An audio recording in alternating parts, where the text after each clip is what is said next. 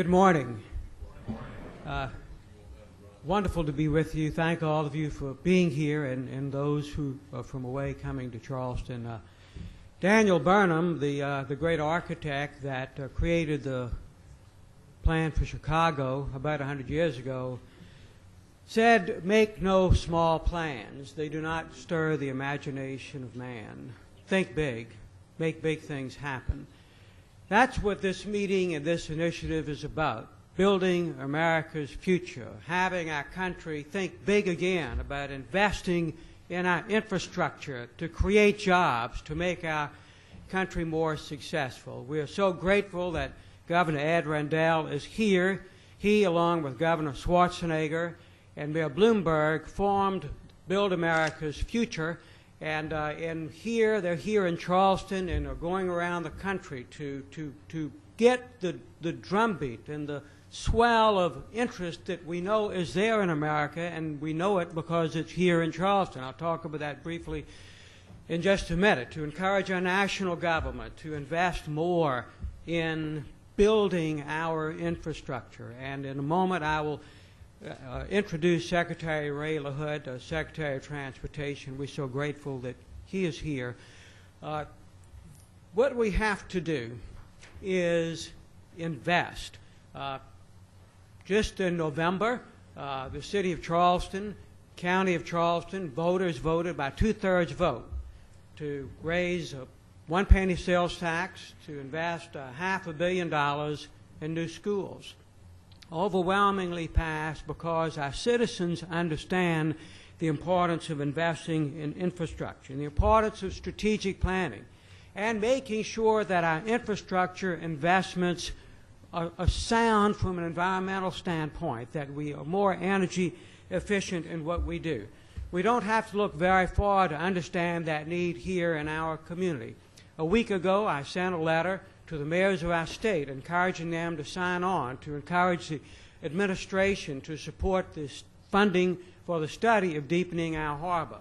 We got 98 mayors right away. We could have gotten more if we had wanted to take a little bit more time, because the mayors of our cities, the chairs of county councils, understand that we can't even begin to consider not having our harbor, this great harbor, deep enough to handle the new post-Panamax ships, what it means to jobs here in the Low Country and throughout South Carolina. Septimus Clark Parkway, and we begin construction on that in January, thanks to the wonderful support and interest of Secretary LaHood. We competed and got the Tiger Grant funding. It's the first phase, but it's a $142 million project. That's beyond the scope and scale of the city of Charleston. It's a national and a state responsibility. It's U.S. Highway 17. Why would we want a U.S. highway not capable of being used during a thunderstorm when the only level 1 trauma center in this part of our state needs you to be able to get through the crosstown to get there? We're working hard on commuter rail. Why? Because we can't widen I-26 any longer, and we need for people to be able to commute from Somerville and intermediate stops down to Charleston in the morning and in the evening. A couple of $100 million, but it's important that we get it. It's essential. We need it for the success of our economy and the livability of our community. We're working hard on bike and pedestrian improvements. Those aren't frills, they're basic necessities. We have thousands of people who this morning, even in this cold weather, would have ridden their bicycles to work at the medical university if we had a bike and pedestrian connection across the Ashley River Bridge. And there's so much more. This Building America's Future will catapult us and catapult the interest in America thinking big again about its infrastructure to get it done. President Eisenhower laid out the plan for the interstate highway system. Very ambitious. We can't imagine our country without it. And that's what we need to do, and that's why we're here this morning. I'm pleased to introduce the chairman of our our Chamber of Commerce, the Regional Chamber of Commerce, Bobby Pearson. Let me just say that in our work on getting the referendum passed in November, Bobby and the Chamber was right there. They helped organize the campaign. I worked with them to raise the money, and he's been a fabulous business and civic leader in our community, and pleased to call on the chairman of our Chamber of Commerce, Bobby Pierce.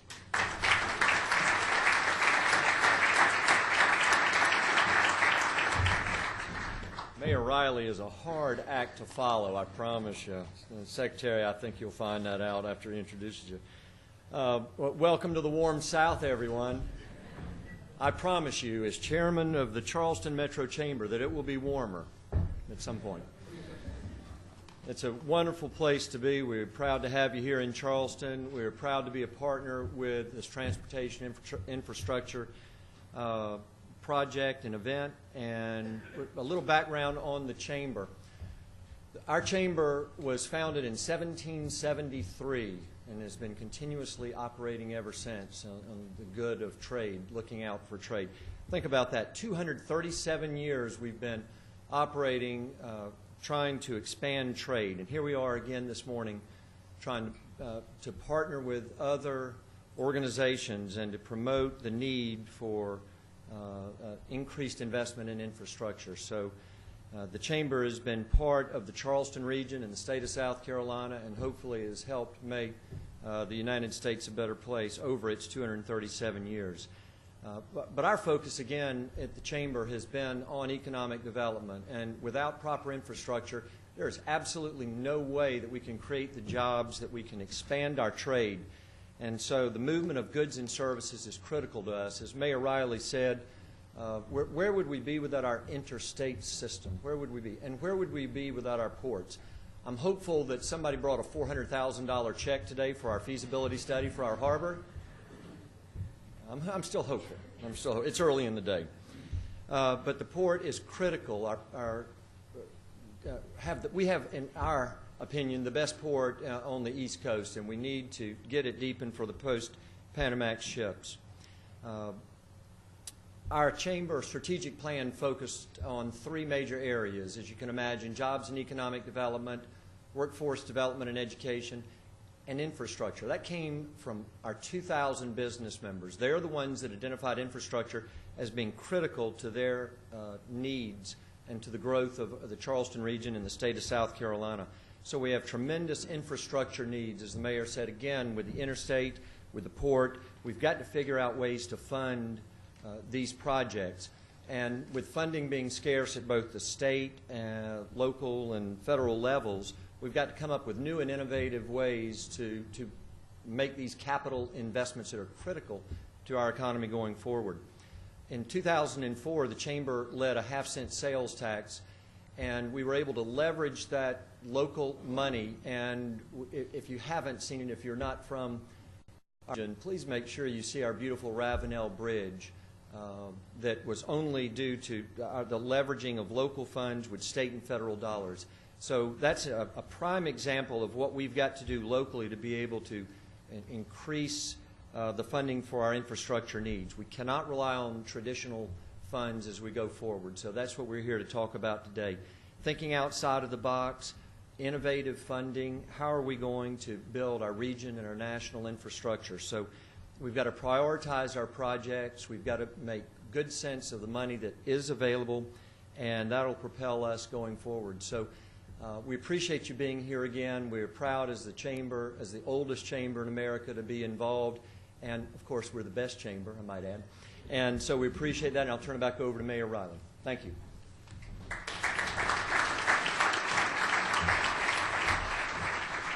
Thank you very much, Bobby, and thank you again for your great civic leadership. President Obama, when he nominated Ray LaHood to be the Secretary of Transportation, said, "Few understand our infrastructure challenge better than the outstanding public servant I'm asking to lead the Department of Transportation." And that's exactly what Secretary LaHood is, an outstanding public servant. He served 14 years in the U.S. Congress. Before that, he worked for another great congressman, Bob Michel. Ray LaHood and Bob Michel represented the best of congressional service, reaching across the aisle, building coalitions, strengthening our country. Secretary LaHood was on the Transportation Committee of the House, and President Obama, in selecting him, picked, as he said in those nominating words, someone who understood the transportation and infrastructure needs of our country. Secretary LaHood has been so approachable, not just to me, but mayors and governors throughout our country. I don't know how he does it all. Every time we've needed an audience, working hard on the Septima Clark Parkway drainage and highway reconstruction needs, we had a chance to meet with the Secretary, with his staff, and it wasn't a courtesy visit. He wanted to understand the project. He understands infrastructure.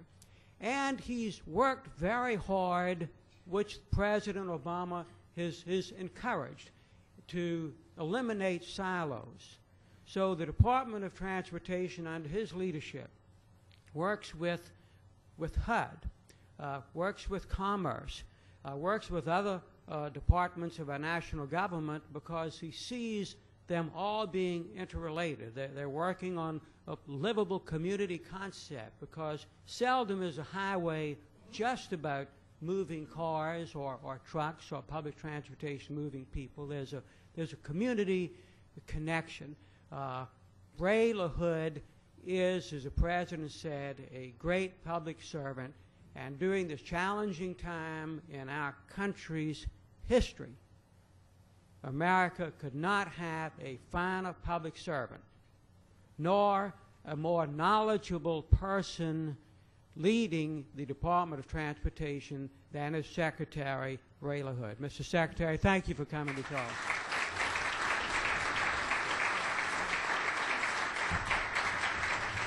Well, good morning, everybody. Thank you all so much for being here today. And Mayor Riley, thank you for all of your extraordinary leadership. You are one of the great mayors of America, a great leader for this community, but a great leader for America and a great example for people who aspire to become mayors of their communities. You've always done it for the right reasons, not for yourself, but for the people that have elected you to this important job. And I really appreciate the invitation. I met Mayor Riley for the first time when Senator Graham invited me to his office, and we talked about a number of important priorities for this region of the country. And Senator Graham and I were elected together to Congress in 1994 as House members, and he and I have become very, very good friends. And he is a very strong advocate for your state and for many of the projects that have been so successful here. Now, the real reason I came is because Governor Rendell called me and said that he said, just show up here. I need you to come to this meeting in Charleston. And I owed it to Governor Rendell because he's been mad at me about a tolling decision I made, and I'm trying to make up to him. And he hasn't forgiven me. You know how he is. He's a very tough guy. And I admire him as much as I admire any governor in this country. I've traveled all over America. I've been to over 100 cities and 40 states in the last 20 months.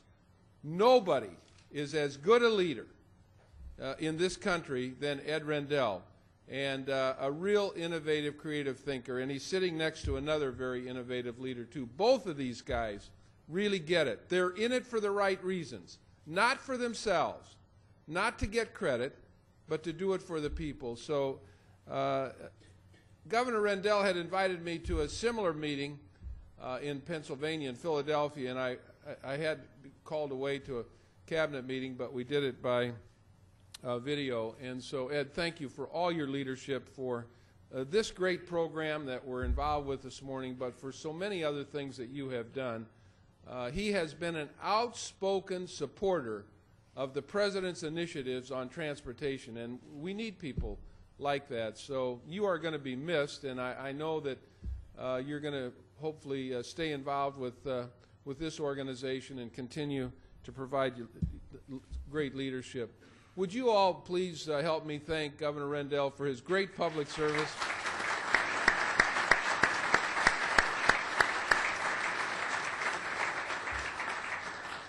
And as I said, the last time that I wanted to be with you at Building America's Future, unfortunately I had a meeting, but I am thrilled to be here today.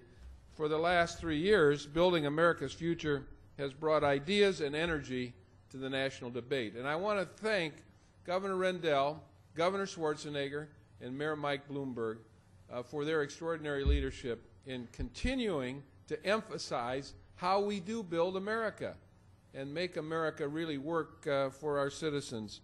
And you all are the beneficiaries of their extraordinary leadership. And now we've benefited from Building America's Future by the fact that Polly Trottenberg, who's our Secretary for Policy and with us today, really was a part of this organization from the beginning. So Polly, stand up and be recognized, and thank you.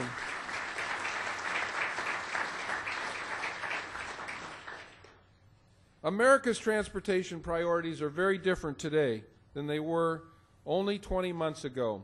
Because of the advocacy of this group, we're rebuilding America's roadways, railways, and runways, and we're rebuilding America's economy. And we're rebuilding America's future. So this morning, I'm looking forward to taking some questions or comments or concerns that you may have, but this forum is focused on economic benefits of infrastructure investment.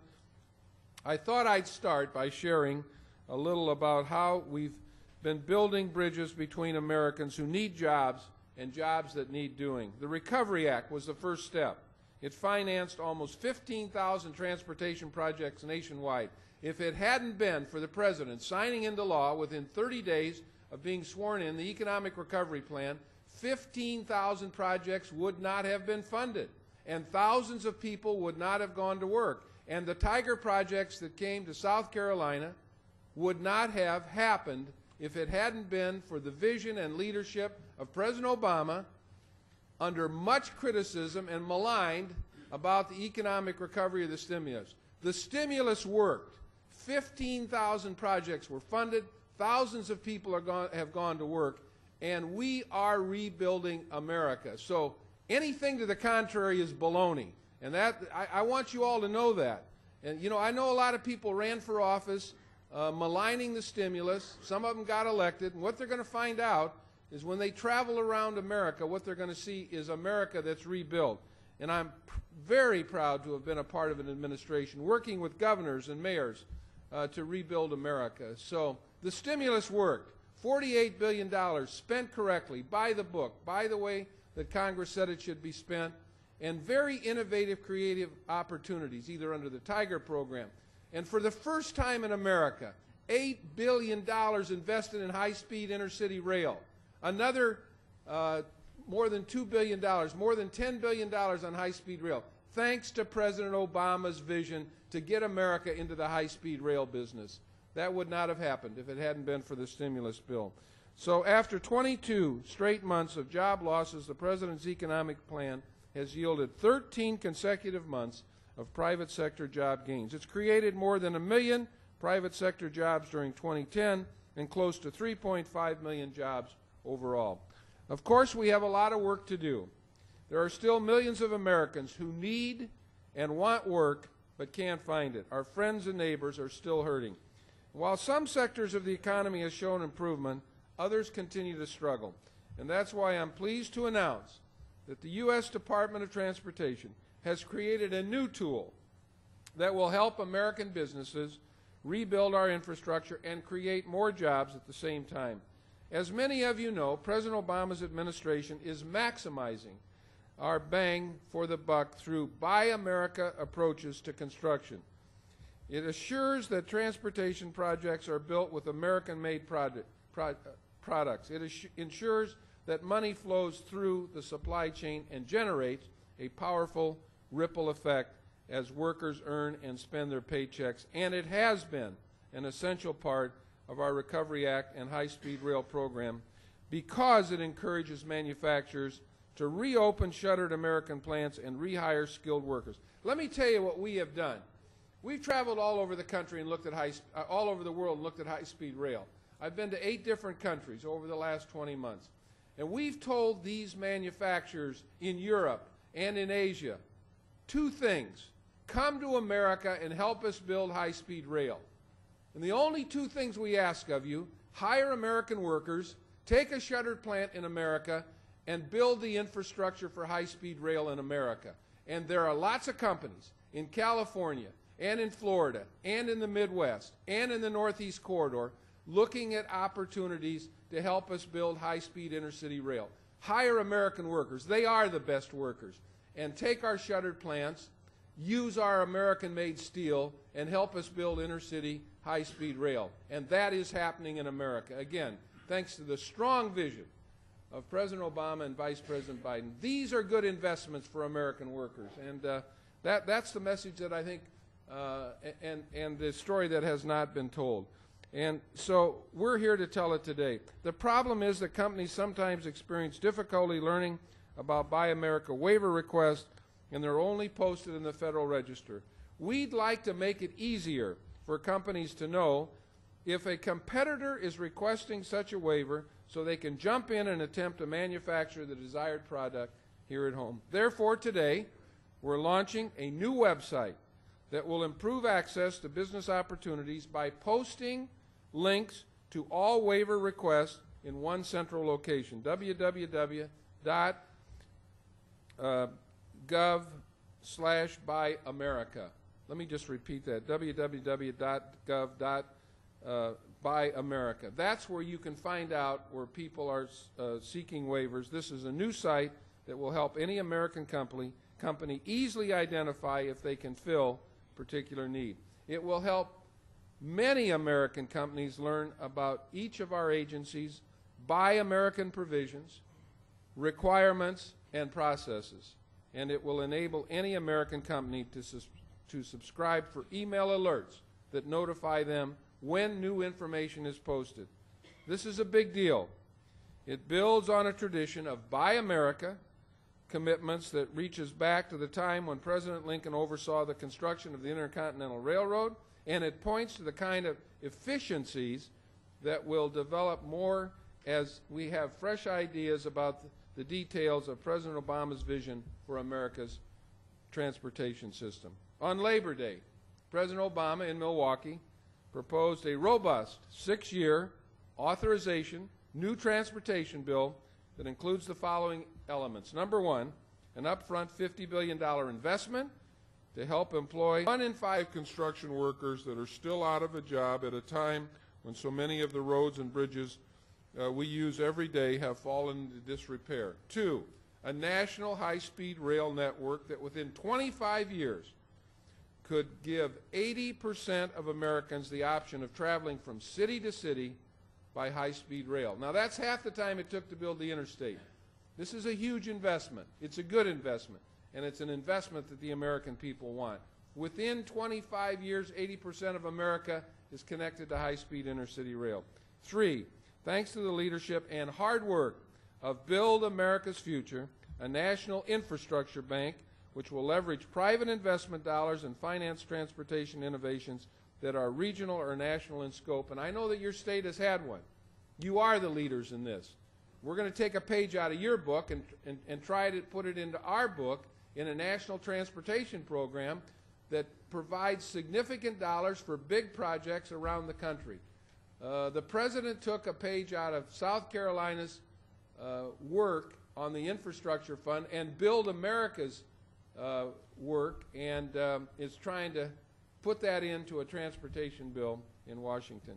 Our vision also includes key initiatives like program consolidation, streamlined project delivery, performance-based planning, and a focus on freight investments. We gave in the first bill that we put that was put forward, the stimulus, $1.5 billion for Tiger, which you all benefited from, but half of that money went to the freight rail system. We cannot implement high-speed rail in America without our friends in the Class 1 freight rail. There's not enough money.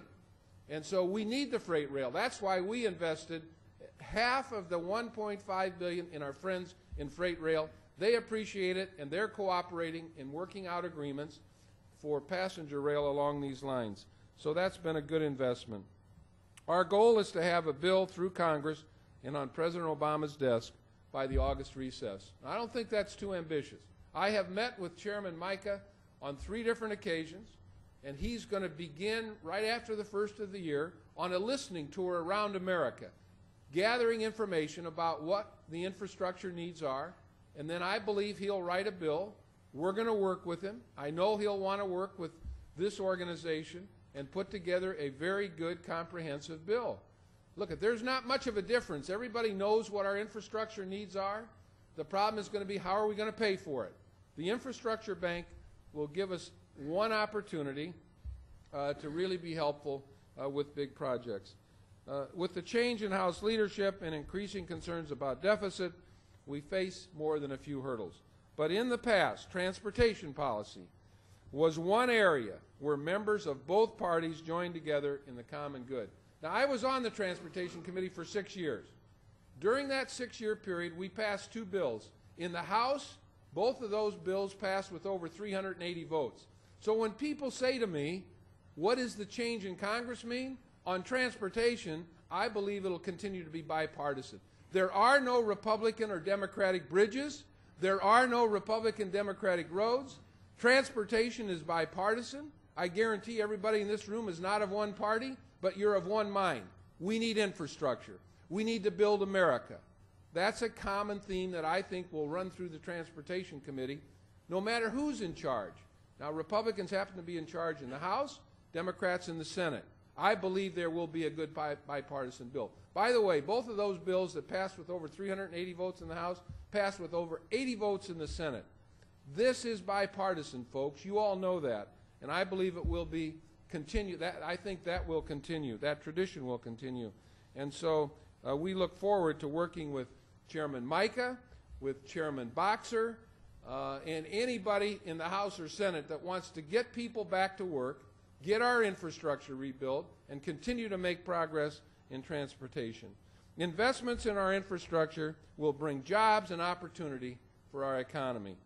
A 6-year authorization would create a more certain environment in which contractors can plan and bid and build. As I've traveled around America, the one thing I've heard is contractors are not going to buy equipment unless they know there's a long-term commitment from the federal government to continue the progress that we have made for a long period of time in America on infrastructure. Communities are calling for changes to identify projects more important to them and then to access the resources that bring them into possibility. All of this reflects a fundamental recognition. Americans can still build great things, not in spite of economic challenges, but as a means to overcome them. A transportation bill helps the economy. A transportation bill puts our friends and neighbors to work. In America's first century, we carved the Erie Canal and connected the coast with the Iron Horse. In our second century, we built our interstate highways and roads and bridges that are still the lifeline of our economy and our communities. And I was recently at the dedication of a bridge over the Hoover Dam that connects Arizona and Nevada, a big project. It took 7 years. And what we talked about there, Senator Reid and myself and others that were there, the 2 governors, is the idea that this bridge is about the future, and it sends a message to our children that we can still do big things in America for the future and put people to work. And that's what we're talking about as we move forward.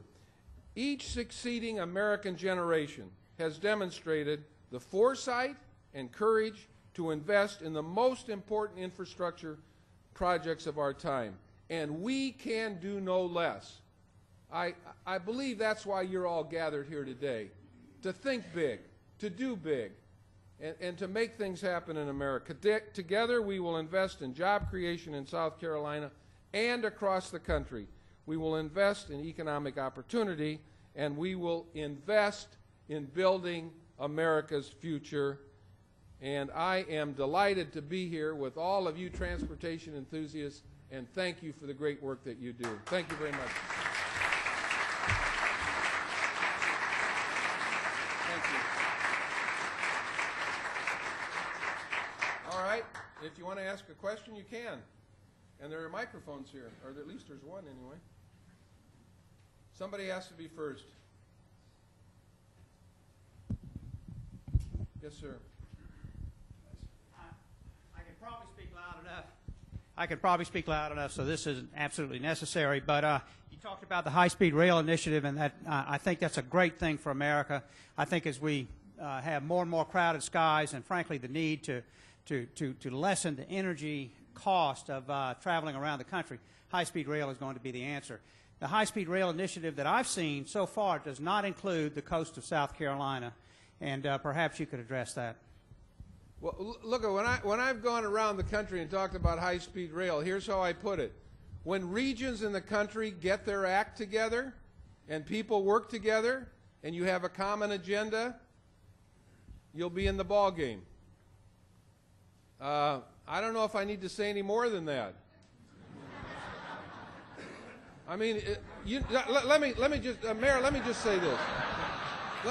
I'll tell you why California got the most money of the $8 billion. Because they've been working on high-speed rail for 10 years, and I know the governor and the mayor appreciate this, and we were talking. They also passed referendums where they raised their sales tax by 1 penny and raised an enormous amount of money. They put it in the bank, hoping for the day that they could get in the high-speed rail business. That's why they got $2.52 billion, and we just gave them more money because they have a good plan, and they're working together. The same is true in Florida. The same is true in the North, in the Midwest, and the same is true in the Northeast Corridor. Now, let me just look at, you're all politicians in your own right. When South Carolina gets its act together and becomes a part of a regional high-speed rail program, you will get some money. I guarantee you that. I promise you that. Get your act together. Get a plan. Become a part of a region that's going to go from Canada along the Northeast Corridor through North Carolina, South Carolina, all the way to Florida. That's what you want to be a part of. It's a no-brainer. High-speed rail is coming to America. Get the train loaded up. Let's go. We have, working with Secretary Limehouse and South Carolina DOT, we have an application before the division of Secretary's Department, U.S. Rail, for a grant to study the feasibility of that being put in the high-speed rail car. So the answer is, it is something together we're working on. And look, elections make a difference. And what I mean by that is in 2 states, Wisconsin and Ohio, the people there elected new governors who said they didn't want to get in the high-speed rail business.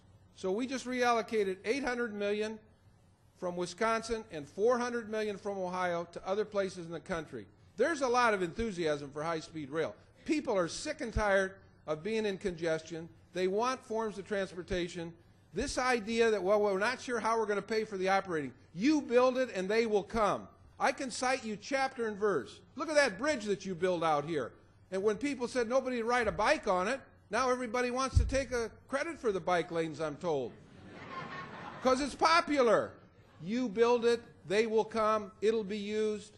High-speed rail, I'm telling you, this is what Americans want. It's not just President Obama and Vice President Biden's vision. It's America's vision. Anybody that's ever been to Europe or Asia and ridden a high-speed train comes back to America and says, why don't we have it here? Because we made a huge investment in the interstate system. And we have an interstate system that's second to none. We're not going to give up on that. People want other forms of transportation. And high-speed rail is a part of it. Yes, sir. Mr. Secretary, the high-speed rail is the future. I have a question about the present and perhaps the past. The Highway Trust Fund is inadequate for today's needs. We have a tremendous deficit in repairing and building bridges and roads, as you well know. With increasing mileage for the cars that are being manufactured, we use less gasoline. And less gasoline, we get fewer tax dollars into the Highway Trust Fund.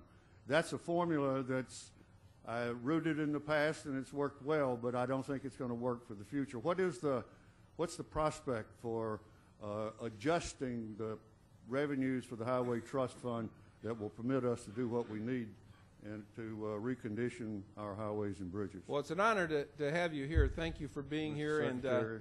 And I was delighted to see you in John Spratt's area when we were there, and thank you for your interest in transportation. It's good to have strong leaders like you. May I say while I have the mic that I'd like to welcome Governor Rendell here, there too. You go. Look, the Highway Trust Fund is deficient because people are driving less and driving more fuel-efficient cars.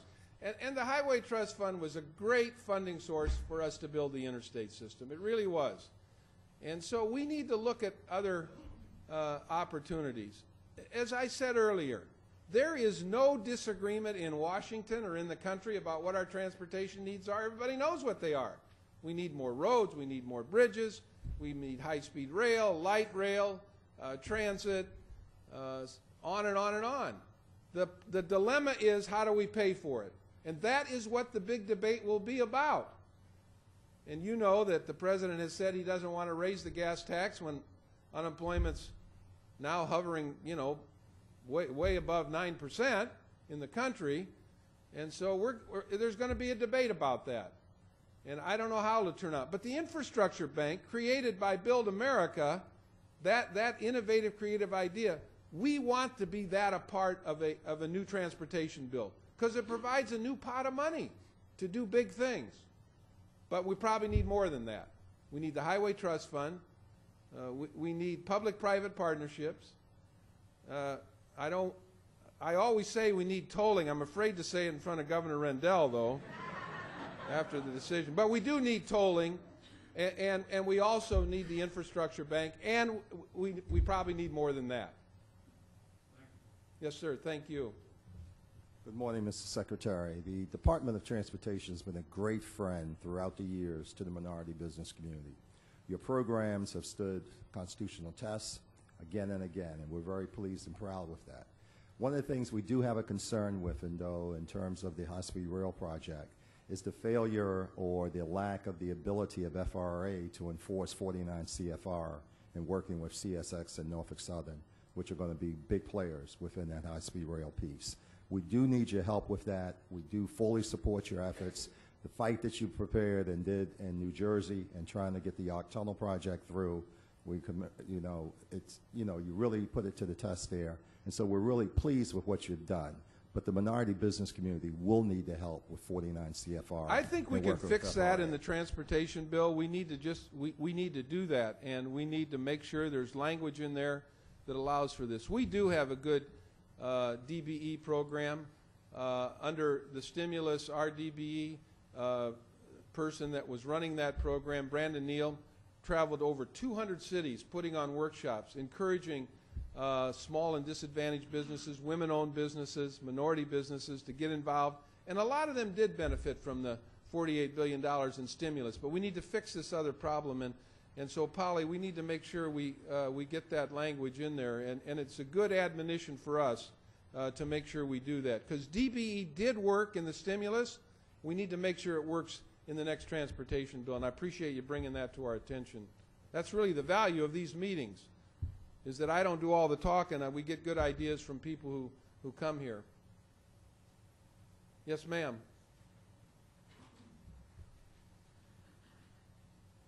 I think you probably want to hear from us ordinary senior citizens. I think one of the problems with meeting transportation needs in smaller communities is that we think big. We think huge buses, and huge buses don't do the job. We need to follow the Philippines idea. They had Jeeps and they have jitneys. There are lots of things that we can do on a smaller basis, SUVs and that sort of thing, to serve the, I live on Daniel Island. I have to drive.